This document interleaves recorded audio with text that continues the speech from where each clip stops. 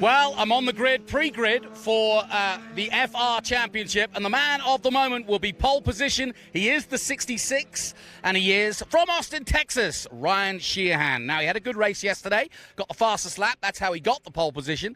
But he's in a real fight at the moment for the championship. He led early on with Callum Hedges' teammate. How about today? How do you feel, Ryan? Yeah, feeling good. Obviously, this is the best place to start to go for the win, so hopefully I can get a good start and hold position. Fastest lap. Now, you just need that fastest lap in the first 2 laps to get away from Callum. Is that the plan? Yeah, just getting a good launch and then, just running my own race. And, we're pretty close in time, so if I can just not make any mistakes, he shouldn't be able to get by. Best of luck to you. That's Ryan Sheehan. Watch out for him in the 66. Now, his teammate is on a real streak right now. I don't know what they're feeding him, but let me just give you some names. This man started his career out in, well, certainly coming to name anyway, in 86s. He was the youngest Formula 4 champion.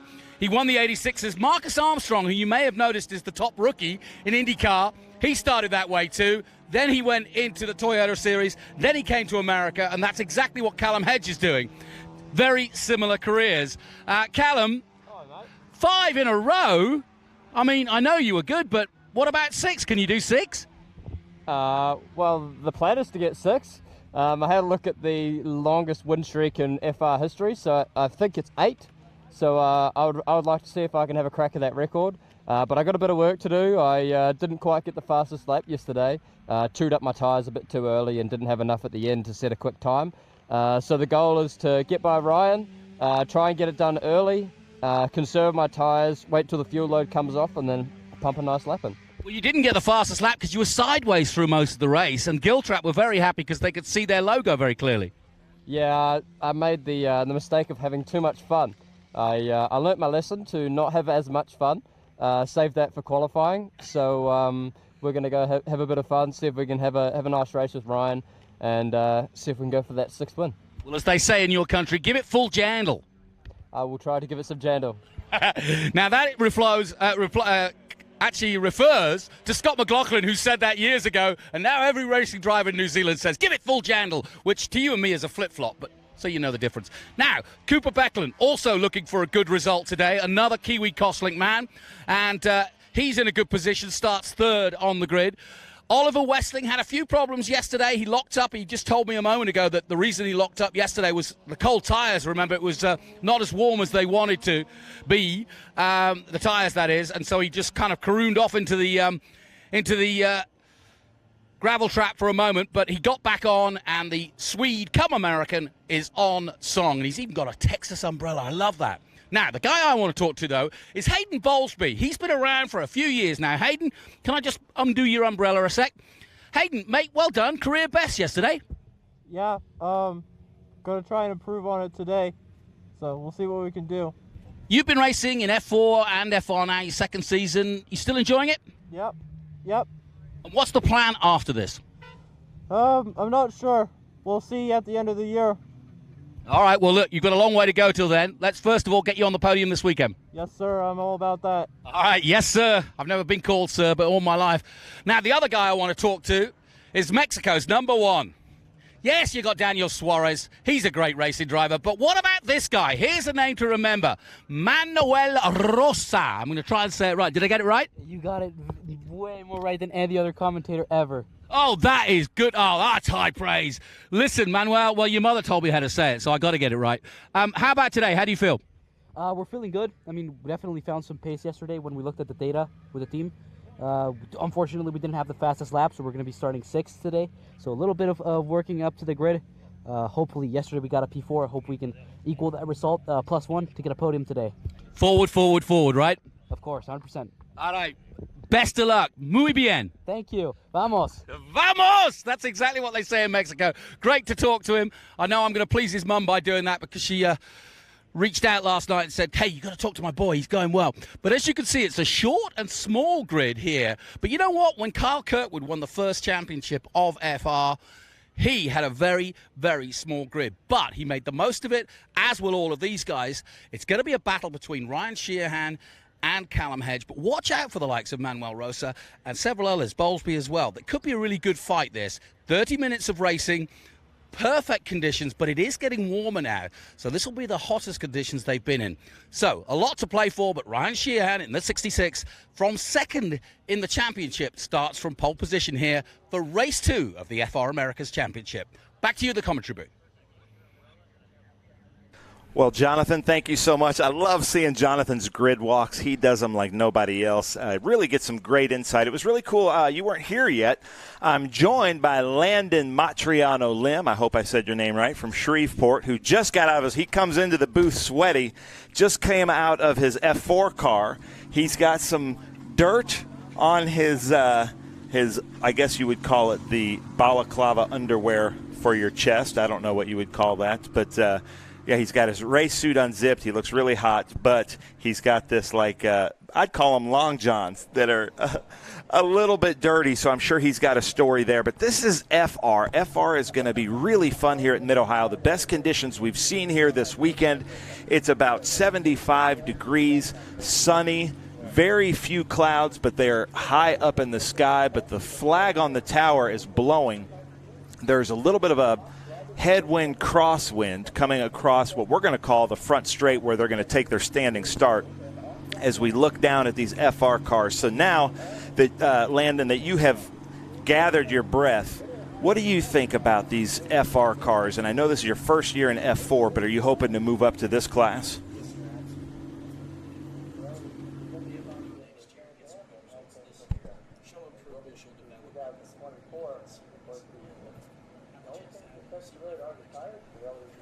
Nice.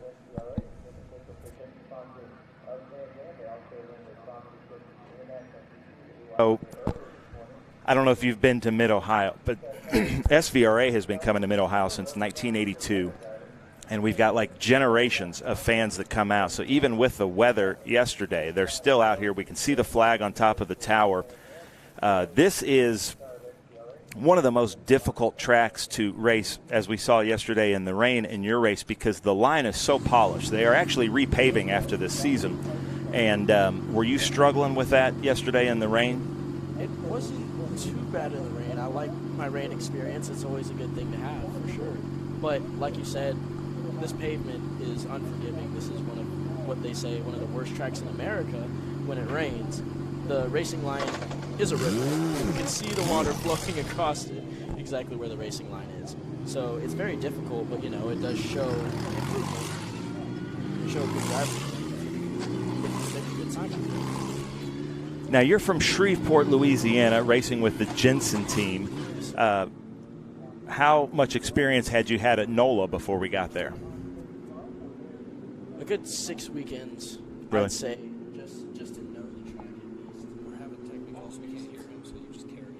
Okay. It's a lovely track. It's so flat, so easily.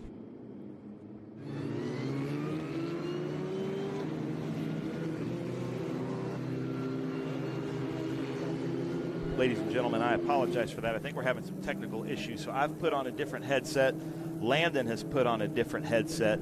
So he's here. Landon has come with us from the F4 U.S. Championship. Landon Matriano Lim from Shreveport, Louisiana, racing with Jensen. Just got out of the car, hot and sweaty, a little bit dirty. Because, as you see here, the pavement is dry as we come around Big Machine Vodka Spike Cooler's keyhole turn, but the grass is wet. So if you go off at all, or if the driver in front of you goes off at all, you're going to get sprayed. These are open cockpit, open wheel cars. The F4 cars are the cars that aren't carrying that halo. These are the FR cars. But you come from racing a monster, the Ariel Atom in NASA. So go from an Ariel Atom, which I would consider kind of somewhere between an open wheel car and a sedan roadster, I guess you would call it, to this. That's got to be a huge change. It is. It is. The Ariel's wheelbase is a lot shorter, so it's a lot twitchier as well. But the F4 car is so comfortable, and it's a lot of fun to be out there in it. And to be able to have the chance to be out here is everything. Well, Jonathan Green, the man that did the grid walk, somehow was able to speed over here. He must have had a Honda K20 engine. And, Jonathan, you're joined by Landon Matriano Lim. And I'm gonna ask you one more question, Landon. Yes, sir. The standing start here at Mid-Ohio straight into turn 1, just a short shoot into turn 1. Then you've got that long keyhole. What's the strategy when those lights go out? Of course, have the best reaction time you can get out there. Have everything you can do to keep your place right off the start. That's the huge part. Last thing you want to do is stall. That is not something you want to deal with. How's it going? Yeah, exactly. You know, as you heard, I just spoke to Ryan. I know him pretty well. I followed his whole career, but this is a big one for him because, I mean, I hate to say it, but, I mean, you know, he raced against Callum Hedge in January and February down in New Zealand, which is, of course, where Hedge is from. And he never actually beat Hedge there.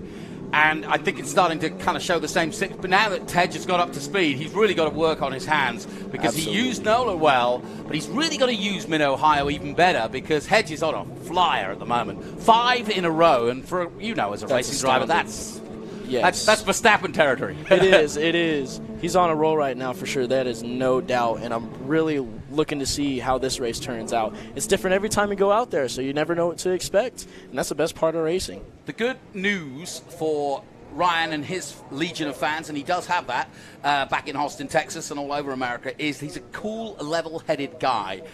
Not dissimilar to Hedge, who's just a cool laid-back guy. But no, I mean, it won't get to him, put it that way. He won't lose it and start panicking. He'll just do his business and go about it. But this start could be all important. Here we go. Watch for the 66. 2 teammates lining up on the front row. Out go the lights, away we go, and Ryan Sheehan comes across to try to stop the 17 from taking advantage, but they're side by side. Cooper Becklin in 3rd position in the 19, but it is going to be the 17 of Callum Hedge who gets the advantage. He really did get a flying start, and Ryan Sheehan, I don't know if you'd agree, Landon, has got to bounce back quickly. He does. He needs to make a move right off the start. These downforce cars, you don't want to sit behind each other for too long. That'll just destroy the tires out there. So. Yeah, talk a little bit about that, because obviously most people at home, and my mum and dad are watching, they've never been in a race car. Oh, yeah. They've been around racing, but downforce, explain it, because like you say, it's different than racing when you're wheel-to-wheel in a road car because of those effects of downforce. Absolutely. The more downforce, the more grip, but you have to have the speed for the downforce. So without that, you're not going to have much, which is why, these guys are going 150 miles an hour, and they can stop on a dime. It's so impressive, and that's all due to the downforce and the grip that it'll give you. Yeah, well, just like yourself and the rest of the competitors in F4 and FR, very limited practice here at Mid-Ohio, which is a tricky circuit at the best of times, but to add the rain to it yesterday and Friday was a real problem. So this is their first real clean run at it, so we can perhaps expect some mistakes or perhaps expect some surprises, and maybe everybody not as dialed in on a dry track as they'd like. I'm sure you would have wanted more time dry running, right? Absolutely, yes. The one time I was here before, it was also wet. So okay. I think I would have rather it rained, odd enough.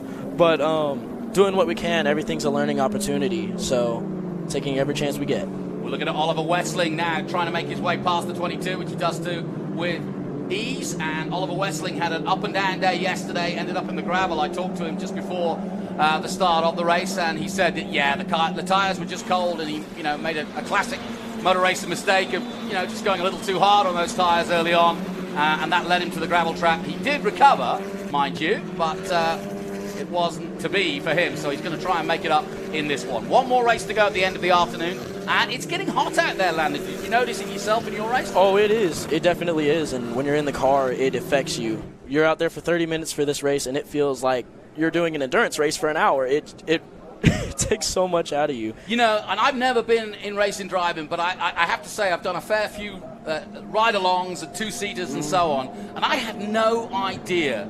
And I suppose now I should have done, but I don't think the watching audience, it looks on TV so smooth, so nice, so precise, and it looks like you're out on a Sunday afternoon in your Honda Civic, even that's what's in the back, but it's nothing like that. It's almost violent, isn't it? Oh, it really is at any point in time. You're trying to be on the edge of the grip at every given moment. So the car will slip, you'll see a couple people drift, and that's being on the limit. That's what you have to be at every second. So. And also what I've learned from talking to guys that go from F4 to FR is what they call twitchy.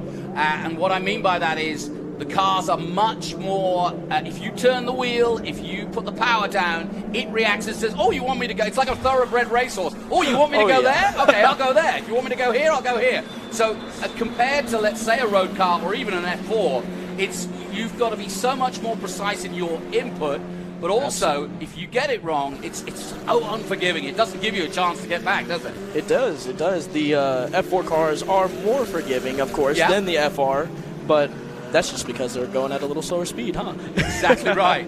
Yeah, the faster you go, the harder it is, and that's why we love to watch the Indy 500 or the Monaco Grand Prix, because they really are the best of the best. Hedge, Sheehan, and Becklin, that's your top three, and Sheehan has got work to do. He's half a second down already with 30 minutes to go on Callum Hedge. And because it's a small field, traffic won't come into play. It's not like he's going to have to side his way through a massive F4 field. He is going to be out and out the front. Boldsby, fifth at the moment, got his best of fifth last night, or yesterday, I should say. And as you heard, I spoke to him, and he's got his confidence way up after that result. But he's got Manuel Rosa, right behind him in the 12, the young Mexican driver. And so this is a nice little battle too, because Westling leading it in fourth position, and they've got quite a gap now between fourth position and that top three battle, with Becklin trying to catch up. The gap though between Hedge and Sheehan slightly increasing again by a tenth, 0.6 now, as Oliver Westling in the blue and light blue number 1 trails down that back straight towards turn 4. Do you like the circuit? This is actually probably my favorite track now. I absolutely love it. It's so demanding and so physical, and the room for error is very, very small. So it makes it more rewarding if you're able to do good. Yeah, that's absolutely. For sure. Yeah, it's absolutely what you live for. And I know that drivers like to be challenged. There's nothing worse than a really simple sort of square track where you've got no excitement. You really want to be challenged all the way. These are the pictures you don't see when you're racing. Look at the intensity here. They're all over watching the timing and everything else. But they should be too. Oliver Westling under pressure then from Boldsby and Rosa. Clerk coming into the championship, as is Hewitt this weekend. And Austin Hill, as we heard, the youngest ever winner in the previous championship, and now trying to do the same. We had Austin here in the booth just a moment ago. So we wish him well. And Clerk in his first weekend of racing, and a real baptism of fire coming to Mid-Ohio. As Landon says, it's one of the toughest courses to get your head round. I mean, any circuit is easy slowly. Absolutely. But when you get into that tenths of a second, that's when it gets challenging. It's hard to bring down that margin. Yeah, but that's everything's fine. Everybody goes, oh, you were within a second of so-and-so. Well, yeah, okay. Well, when I'm in a tenth of a second behind him, then I'll start talking about how good it's going. Yes, absolutely. Yeah, it is. Motor racing is a tough one. It's increments of tenths of a second. And very hard indeed to be precise, because you're all doing almost identical times. I mean, just to give you an example, 1:21.6 by the leader Callum Hedge, 1:22.7 by Hayden Boldsby. So there's your gap of 1 second. But between that is a whole group. Ryan Sheehan, for example, is only, in fact, actually in that last lap, Sheehan went faster than Hedge, a 1:21.3 compared to Hedge's 1:21.4. So just a tenth of a second, that's all there is, but that can be the difference. The gap now down to 0.5 again, and that's what Ryan will try and work on. Will he be aware of the fact that he's taken a tenth off Hedge to that one, or will he see it himself? He might. You actually might see it. It's always a good feeling knowing that you're just that much closer. And but you can feel it, can't you? You know when you've gone on a good lap. You know when you're, oh, that was a good one. Exactly. You know when you hit your marks and it just feels good. Everything flows. You don't have any worries. Of course, you got to keep it on the limit, but you know when it's there, it's there.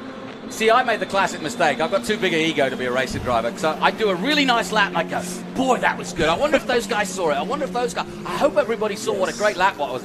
By the time I got to turn 4, I'd already gone 3/10 slower than the previous lap. So then the consistency is everything. They have to keep up their best pace the entire 35 minutes of the race. Yeah. So, I always say motor racing, as in life, it takes a lot of discipline to do this.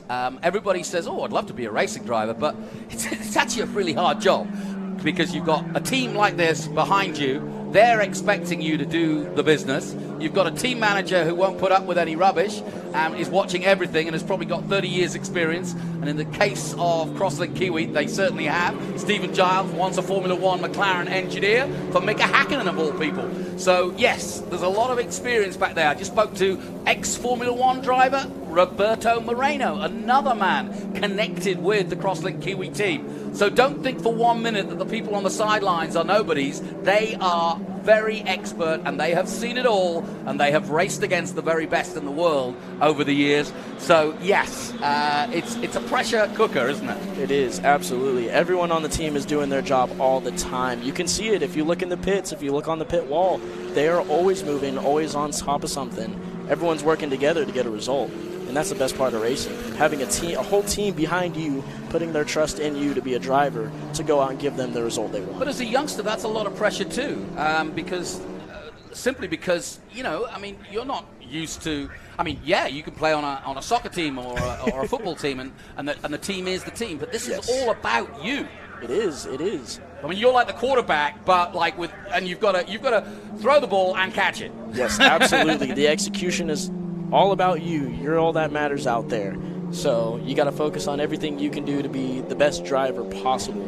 Well, Cooper Becklin just did a very quick lap. He just did a 1:21.1, the fastest lap of the race, only a tenth off Callum Hedge. And remember, it's important to get those fastest laps because that helps you in the next race and decides where you're going to start. So there is a battle in the battle, if you will.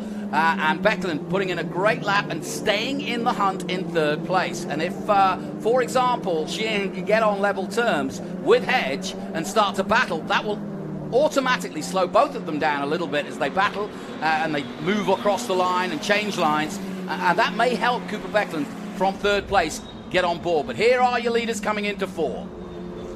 Let's say, how would you play this, Landon? You know that you've got exactly the same equipment, you're in the same team, you've now seen what Callum can do. How would you go about trying to beat him? The biggest thing, keeping your head down. Yeah. You cannot lose your concentration for a second. That's what I've learned so much in racing in general.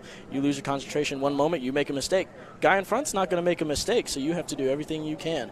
Now, pulling out to the side, pulling for a pass, will keep you in their mirrors. That might make them make a mistake. Yeah. You'll do everything you can to put yourself forward, focusing on yourself, but keeping in mind what you can to make a move. And that's exactly what she is doing at the three-dimensional services group carousel. And he is on the carousel right now. As lap by lap, he's getting closer and closer to Callum Hedge. And you're right, it's something that I've only just over the last few years realized, that you don't have to make the overtake. You have to force the other guy to give you that opportunity. Exactly, yeah. That's almost the entirety of it. You know? Well, it is. But people don't think about that. They think, oh, he's lining him up for an overtake, and here he goes at turn 4. That's the most obvious place. But there's more to it than that. I mean, even now I can tell that he's not going to be able to overtake me at turn 4 this lap. So now he's got to work on the rest of the lap to get into a, 2 lengths closer for the next lap. And that means he's got to take this corner well, but now the next 5 corners have got to be just as good. Exactly. He has to set himself up for where he knows he can pass. And going into 2 and going into 4 are the easiest places here. How do you train? A lot of people now your age doing the simulators and working, because obviously it's expensive. You want to race you're going to a racetrack every day, unless you're Lance Stroll and your dad owns a track. Yes. Sorry, Lance, but he does. But you know, you don't get on a track every day. It costs a lot of money. So the sim has become the go-to. It does. It really is. Yeah, the sim. Anything you can do for training, being in the gym, going on the simulator, even mental training, because that is some of the biggest part. You got to have mental strength to be in this sport, especially with this heat out here. 30 minutes of heat the entire time, keeping your mental focus. Yeah, you know, talking about that mental focus, literally the entire field within half a second on that last lap. That just shows Wow, that's you. impressive. Very impressive. They all did their fastest laps, and in fact, even Cole Kleck, the new man, and Austin Hill doing their fastest laps on that last lap. Hedge, though, also topping his best lap, getting into the 120s, a 120.8, and he has reacted to Ryan Sheehan and taken the gap back up to 0.6. So Ryan's got to rethink it now. He does. They're all putting in the work, and it's so impressive what these FR guys are doing. You know, it shows their development from F4 to FR, or the other series they came from, why they have a place in FR. What's your plan? Are you hoping to get into this series next, or where would you go? Yes, sir. That's the plan. Be able to do what I can to show improvement in F4 to have a place in FR, because it takes work, and I want to show that I'll put in the work to make a career out of this. And what is your ultimate ambition? I would love to be a paid professional. Like we talked about earlier with the team, I would love to just have a team that will do everything they can to put out a car and has their faith in me as a driver that I can put them on the podium. Well, it's good to hear you say that, because I had Dakota Dickerson in here a few years ago. That was his ambition. He's now working with Honda in sports car racing. Kyle Kirkwood, I spoke to him straight after Long Beach, and he's become a good friend because he came in here back in the day. And that's the beauty for my job, is I get to meet you guys before it becomes big time. That's the best part. And seeing Kyle upside down at the Indy 500, I was like, ah! I called him afterwards and said, "You all right?" And he goes, "Yeah, I'm fine." But that's the beauty of it, and that's what we're hoping here, guys.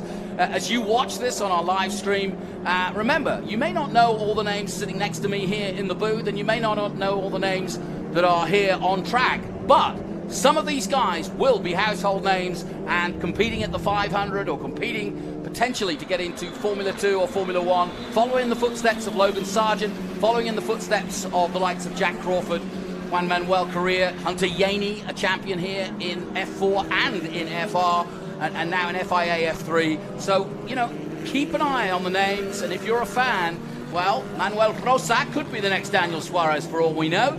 And certainly Callum Hedge, I've already picked him out as man for the future. He's racing for Earl Bamber, and that's a big accolade. Another New Zealander that made it here, both worldwide and in the States. But Earl Bamber's team now in Australia in the Carrera Cup, who Callum races for. He won the rookie prize in that championship.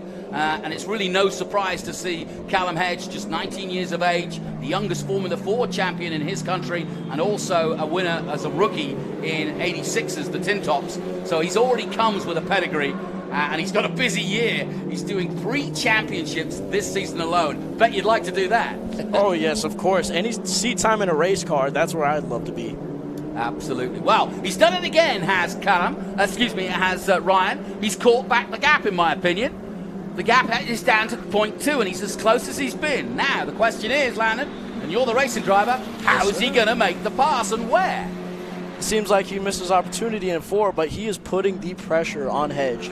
So all he can do right now is, once again, get ready to set it up for coming up to either 2 or 4. Right now, he's got to focus and really dial in, make sure he does not lose that gap. Yeah, I thought it was pretty funny, Hedgie saying to me just before the race, you know, I said, "You didn't get the fastest lap yesterday." He goes, "Yeah, I made the mistake of having too much fun." So you're supposed to have fun when you're in the race car. Exactly. I always say to drivers when they get out and they're on the podium, and Ben knows this, it's like, give me a smile. Everybody else is mowing the lawn and taking the kids to basketball. Give me a smile. You're living the dream. Callum has been instructed to turn off his rain light. Okay, that's the rain light. That's that flashing light you see there. So he's been instructed. Now, can he do that physically in the car? I guess so. Yes, you can. It's just a button on the steering wheel, but I noticed in the F4 car, you can't turn the rain light on or off unless you're off the throttle. Oh. So I'm not sure if that's the same in the FR car, so he might have to do it mid-corner. If I know Callum, he's just doing the reverse psychology, which is, you know, in sports car racing where your flashlight's going, "I'm coming through, yes, I'm so much faster than you," and the guy in front's going, "No, you're not, or you'd be past me by now." Mental stuff. It's mental. Oh, it's a mental game, this game. I love it. So let's see if he does turn it. Well, yeah. How do you set up to? Oh, I'll let off the throttle and I'll turn off the brake and then I'll get overtaken. Exactly. I'm sure he's ignoring that. He's got some great sponsors. Has Callum Hedge? I mentioned the Gill Trap group, and he's also had the Kiwi Driver Fund behind him and many others. And it is a small country, New Zealand, but that's why they've been able to produce so many good drivers along the way, is that they get behind their drivers, put money behind them. The ones that are good, they send them to an elite academy, many of them, and they put them through their paces. And it's not just racing, it's also media and sponsorship and so on and so forth. And that's how they get them to go international racing, and it's certainly working for them. We have a plethora of great international Kiwi drivers here currently in the USA. 3 in Indy cars alone, another in Hunter McElrea in Indy Next. And in fact, actually, as these two get closer, Beckland's coming, and coming quick. Beckland's put in some last good laps in the last few laps. A 1:21.0 last time out in third place. There he is with the yellow nose cone. And this is a good opportunity. And remember, they're all in the same team, these three. So it must be heck in the team meetings about sharing data and how you're getting on. And I got the advantage here. You guys don't like to share too much, do you? I don't doubt. They have a huge team, so they've got a lot of stuff to share. But, you know, when they're out there, it's them on their own. It's each individual.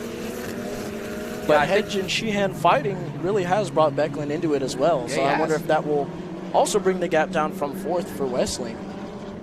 What they're hoping is that they really don't want to have any form of safety car now or a situation where yellow flags come out, because that will slow everything down, and Hedge's advantage, slim as it might be, will dissipate completely, and then he'll have to do a restart, and that's always a challenge. But this is as close as Ryan Sheehan has been, and this is great racing between the pair of them. They've both got really good racecraft, and Ryan Sheehan is pushing on now.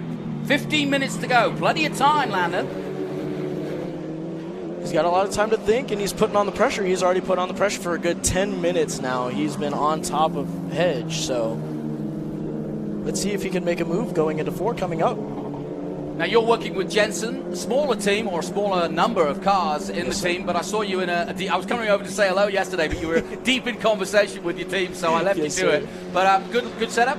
Absolutely, yes. Absolutely love this team. This team does so much for me.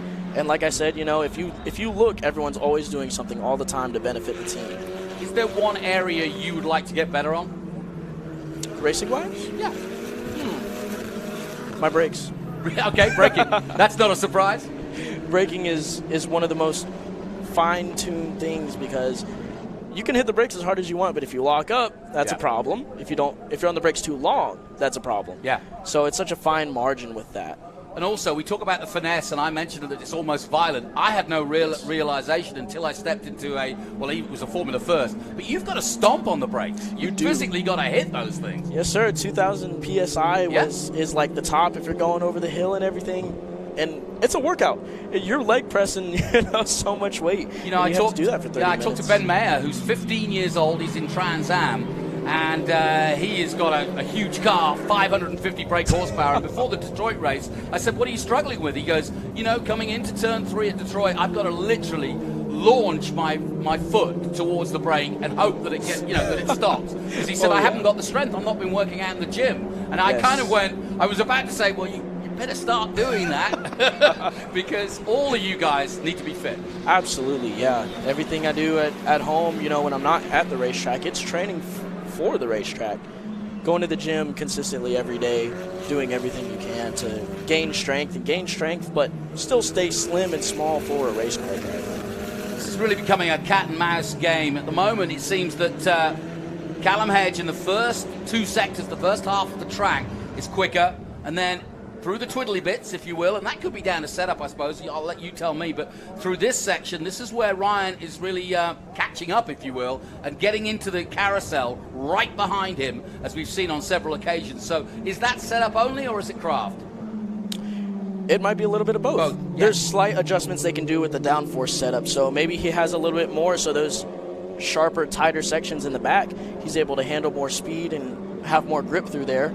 And if Hedge has a little less downforce on his wings, well, he's going to take him on the straights. Well, this is an intriguing F3 race. We've seen a few washouts in terms of domination anyway. Certainly Road America, Callum Hedge was in a world of his own. Yesterday, he was 12 seconds up the road at one point.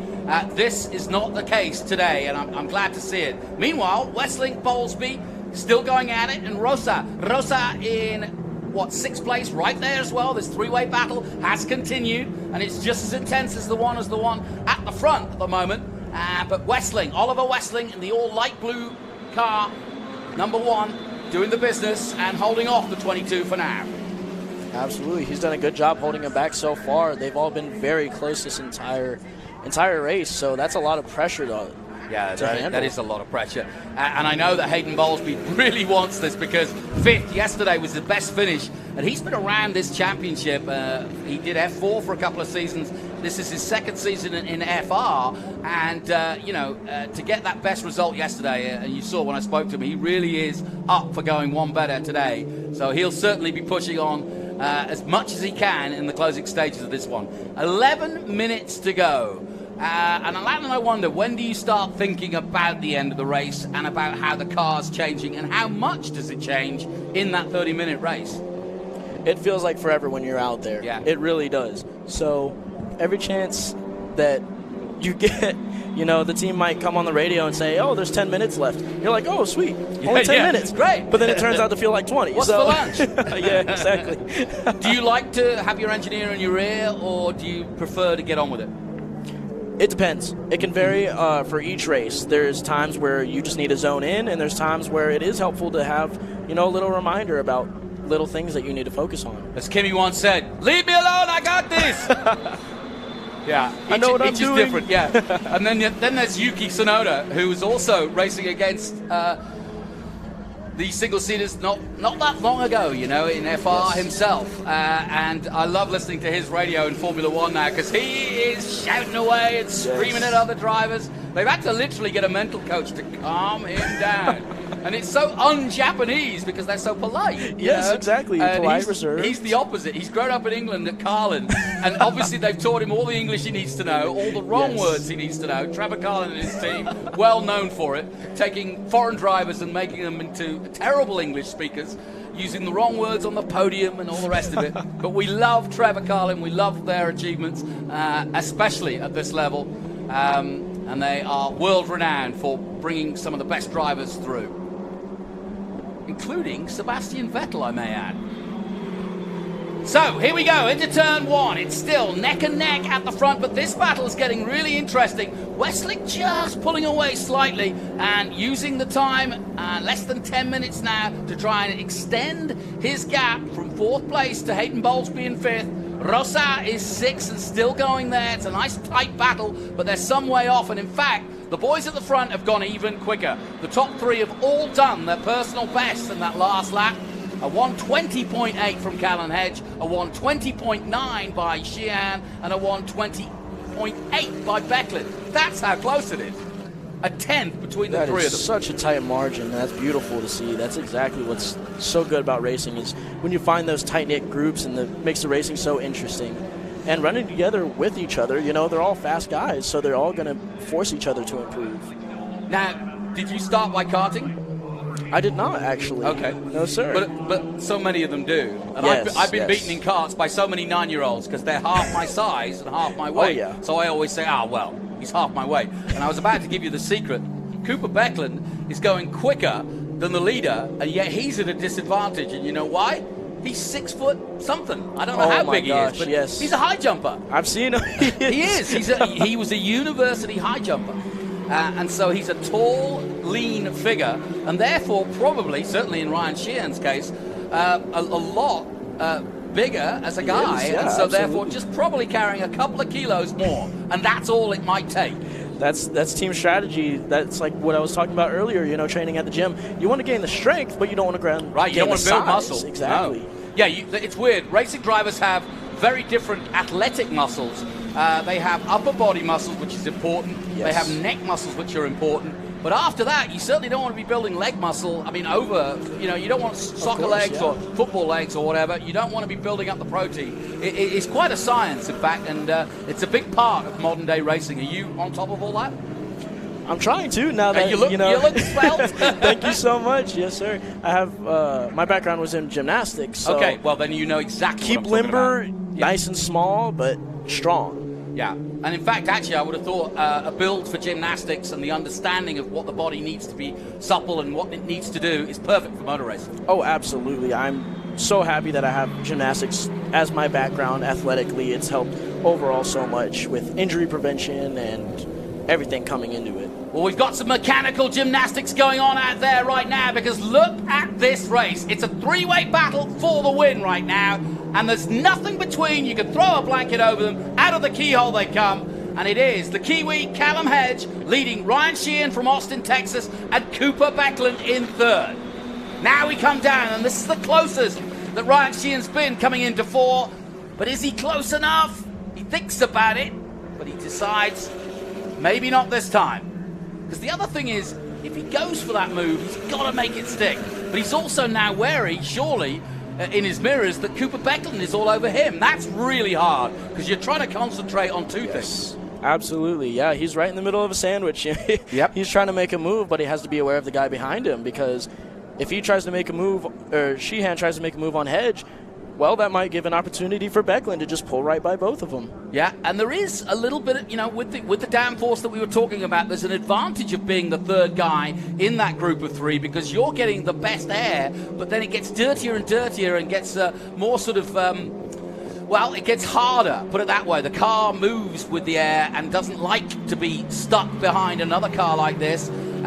So, you want to use it, but you want to get out of it as quickly as possible and make the move. But Becklin perhaps in the best advantage, whereas Ryan Sheehan is probably getting the air from behind, from in front, and also having to defend from behind. So really tough racing, but these three putting on an exhibition here in FR Americas. This is exactly what Tony Perella and the organizers want to see. Good, clean racing, highest quality cars, and some really good racecraft of our future super champions of the future for sure. But Cooper Becklin, this is the best performance I've seen him do in a while. I've watched Cooper for a while now, and this is a really good effort by him. It's almost like they're in unison as they're putting, you can hear from the notes of the cars how they're braking and accelerating in almost identical positions. So it really is that close. The drone gives you, look at the drive that Callum Hedge got out of there going down towards Thunder Hill. Nicely done, and that's exactly what we were saying. He's got to pick his moments to get away, and you can see by the head movement that he's got his head down. That's exactly what you said at the start of this race. Get your head down. Absolutely. And he's doing just that. He is. He's been focused this whole time. You can tell he's not making any mistakes. I haven't seen a single lockup this entire race, actually. So I'm impressed by all the guys. It's really impressive. And I've mentioned this before, but I'll say it again because it is so important. Honda have put $600,000 up as a prize, or at least $600,000 worth of racing prize, to go and race in Japan's #1 series Super Formula. The likes of Pierre Gasly, the likes of Liam Lawson, currently in Japan, racing there, and in second place actually at the moment in the championship, but already an early leader in that championship. But he, of course, is the reserve driver for Formula One, remember, Red Bull Formula One and Toro Rosso. So that's how close you are to the finish line that is Formula One. And the guy that wins this championship, and it could be any one of these three, will have that opportunity. The same. Raul Hyman's there right now. He won this series by a country mile last year, and he's over there right now doing exactly that. I saw him in Miami, but what a prize, Landon. The opportunity they give you for that is just ridiculous. To go in Japan, have a full season of Super Formula. That's why so many people, I think, have come to America to race in FR as well. Like Hedge, correct, from New Zealand, came here for that opportunity. Exactly. It's a great path to be on. Well, it was funny because I was in New Zealand when he signed, because he signed straight after the series down there to race in race in Porsche Carrera Cup, which he'd done the year before, and we thought that was it. But then they said, well, why don't you do both? Because the championship's a line where you, as long as you don't mind being on a plane, and has he been one, 29 hours this last trip, from Darwin all the way in Australia, where he was, I think, on the podium there, all the way back here. So it's been a hell of a trip, but 19, yeah, you can bounce back quick. Come on, Ryan, let's see if you've got it. Here we go. Going for a this move. Could be the race. Oh, he thought about it, and he's literally in the exhaust fumes. And Becklin is going, well, you go and I'll go. And Becklin's getting itchy now. Oh, this is great racing. Landon, you came for the right one here. Oh, yes. Everybody's getting antsy. It's the last 2.5 minutes of the race, and they're all pushing it to the limit. Well, he gave him a nose, showed him a nose at 4. Here we come through the valley again, and he's very close indeed. But I wonder whether Becklin's actually thinking, you know what? I'm going to surprise both of them. I'm certainly going to try and see if I can get past Ryan Sheehan. And I think Sheehan's trying to pull the plug here because he doesn't want that opportunity to go to Becklin. This could end in tears for both of them, but out of the carousel again, and Sheehan is ever so close. No white flag yet. 2 minutes to go.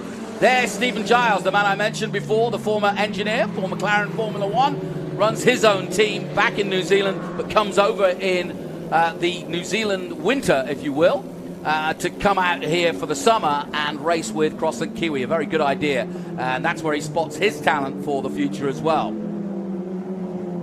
What a nail-blighting race. Sheehan's working on that move, but he's got to be careful. If he's too focused on Hedge, Beckland might swoop in. Yep, exactly right. And in fact, Hedge has reacted well because he's just gapped him enough here down that back straight where it makes it not impossible, but very hard to make an overtake. And you see it there. Cooper Beckland was starting to see mistakes. Now, what does that feel like? Will that affect the car when you lock up like that? It wasn't too heavy, was it? It's not too bad, but mentally, yeah, that'll get you, because if you make a mistake and that guy in front of you doesn't, well, you're worried about that gap rising, but it looks like it wasn't too bad. You see, mentally, I'd be still slapping myself as we turn into this right-hander Yes. for being such an idiot. But I suppose you just go, right, wipe it off, let's go. Keep forgetting it. It sucks, but you got to move on. Move on. Ready for the next move. Next. All right, here we go. And another wiggle there from Beckland. But he's pushing on, and another lock up there. He is going to be beating himself up because he's making mistakes, but he's pushing hard, and you can see it physically for yourself. This is motor racing at its very finest. There's the white flag. We've got 1 lap to go. It's Hedge from New Zealand. America's Ryan Sheehan, trying to be the top American and follow in the footsteps of Raoul Hyman from last year, the Englishman who went on to Japan. And Cooper Beckland, likewise, another American on the way up. This has been good pressure, though, by Hedge. I hope he doesn't get dinged for having that rain light on, but we'll see. But either way, he's put on an accomplished performance because he didn't start pole. He took the lead right into the first corner, and since then he's never looked back. Time running out now, Landon, and I wonder whether Ryan can do anything here. It's very hard to make a move through 5 to 9.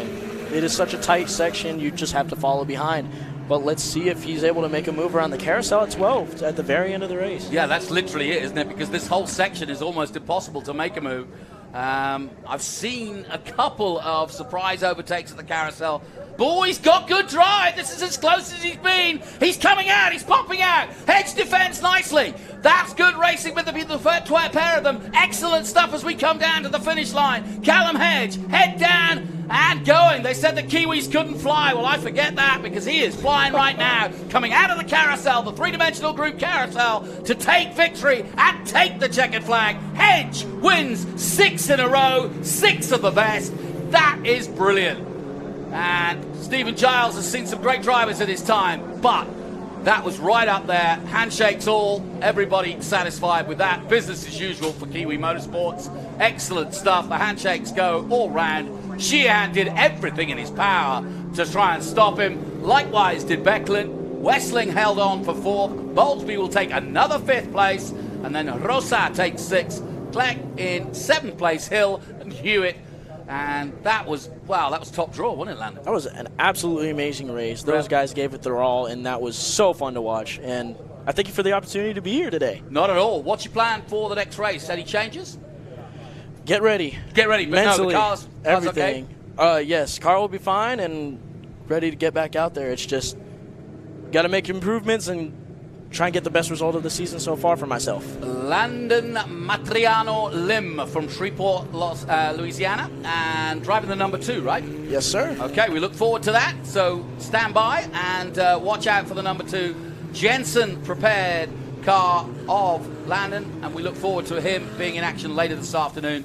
But that was a good, fun race. That's motor racing at its best, folks. Callum Hedge then with a brilliant win for Crosslink Kiwi Motorsport. A 1-2-3 for the team. Ryan Sheehan 2nd place, and he just keeps putting in those 2nd places, and that's what you've got to do if you want to keep in there and keep your head down and go for the championship. Cooper Beckland in 3rd, Westling in 4th, Hayden Bowlesby 5th, Manuel Rosa in 6th, Cole Clerk in 7th place, Austin Hill 8th, in fact he got 7th yesterday, I think, and then Max Hewitt in 9th position. Good to see Max back in a race car. He was telling us yesterday. We'll take a short break here from Mid-Ohio in these beautiful race conditions here, and we'll be looking forward to the next race coming up soon. But of course, that was a race that had so much. It really did.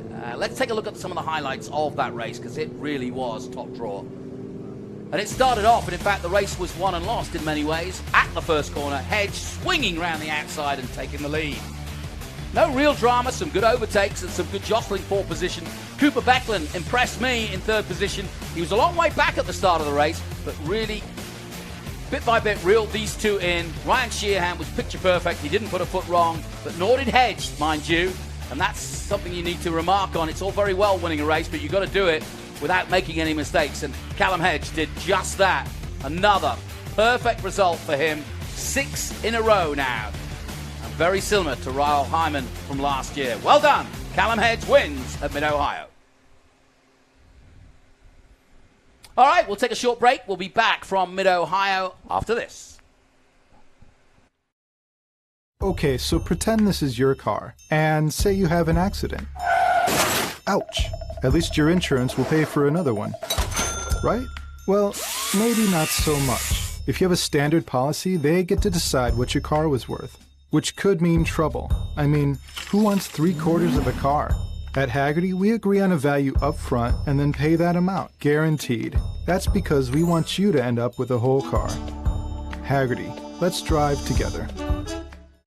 That bush is really coming along. Hi, Carla. What are you up to? Oh, I just spent the whole morning having a little battery-powered fun. I can see that. This thing is powerful. Hey, honey, I was just gushing about our new favorite toy. Let me tell you, the battery life on this thing, you wouldn't believe it. Sometimes we need a little extra push to get there. Sometimes, hey, I let it do all the work for me. And it has so many different settings. All right, Joel, ready to go again? You should join us sometime.